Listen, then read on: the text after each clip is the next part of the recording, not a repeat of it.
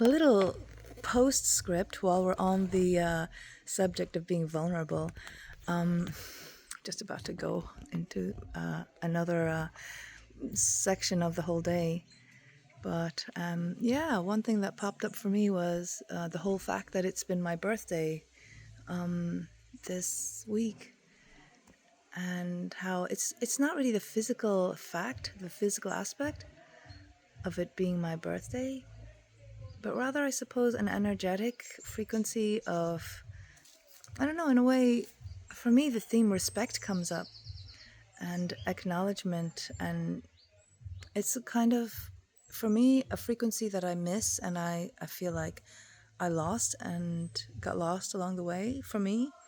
Maybe it was communicated or transmitted, but it's like this frequency of like acknowledging and voicing, you know, of what is. It's a very equanimous sort of a gesture, and yet I miss it. I feel like it wasn't there.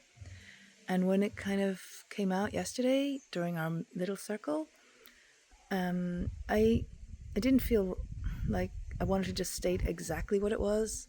And in a general way, I just said I basically don't feel safe because, trusting that I'm going to be treated the same way as everybody else when I haven't been.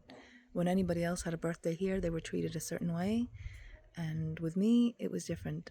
And of course, we're not all the same. We're all going to be different.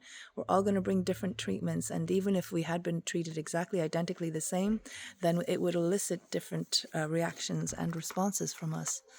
And I guess my twig in my compost that didn't melt was just simply the fact that I required being told and communicated that it's not going to be the same for me as it was for everybody else up until now, the way we had birthdays celebrated in the field. That's all I required. Yeah, I can freely admit that my heart was really looking forward to and could have been attached to receiving a card from everyone with everybody's signature, or maybe little well wishes. I would have loved that, but sure. But if the message was that, sorry, we didn't get it together to do that for you this time, then I'd be fine. I'm laughing at myself, I guess, but yeah, it's no biggie. But just the fact that it hasn't been voiced, I feel a bit disrespected and neglected and abandoned and all the rest of the things. And when I go back to my life, of course, this is going to be one of those things it already is so rich in medicine, to think like, well, who am I? And why am I the way I am? How do I become this kind of a person? I'm sneaking a little shot of what I'm looking at here.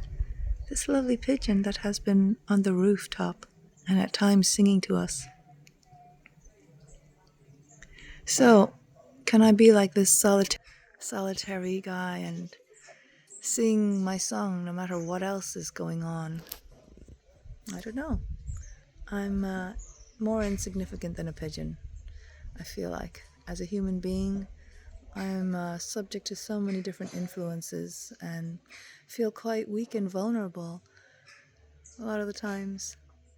But in the position I'm in, doing all the training and study in the way human beings are put together, both in the Tantra and the trauma-informed worlds and the early child care and anthroposophic worlds, it feels like, well, yeah, I'm a grain of sand, I feel vulnerable and all the rest, and yet I also have this kind of, whether it's a cruel glitch in God's plan or the design of creation or not, this little glitch of having consciousness and sentience and believing otherwise. So on that note, we'll leave you today on Wednesday.